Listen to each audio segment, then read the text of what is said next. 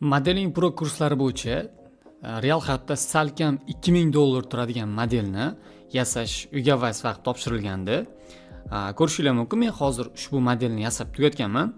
Mana modelimiz asosan stul va aylana stuldan iborat.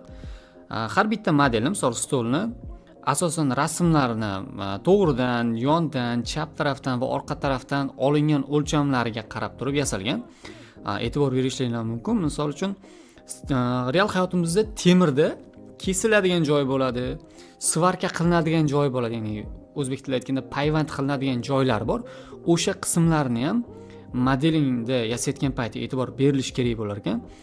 Hozir misol uchun mana setkasini o'chirib qaraydigan bo'lsak, turbichaga o'xshab ko'rinadi, lekin bunga bitta turbusimiz beriladigan bo'lsa, xuddi real hayotda temirda xuddi qanday svarka qilinsa, xuddi o'shanday chiqqan. Patoshning hammasi alohida qilib yasalib chiqilgan.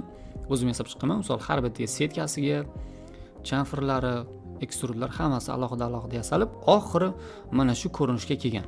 Ushbu yasagan modelim qanchalik o'xshagan izohlar yozib qoldiring. Men esa har bitta yasagan uyga vazifamdagi modellarni sizlarga ko'rsatib, natijalarini bo'lishib boraman.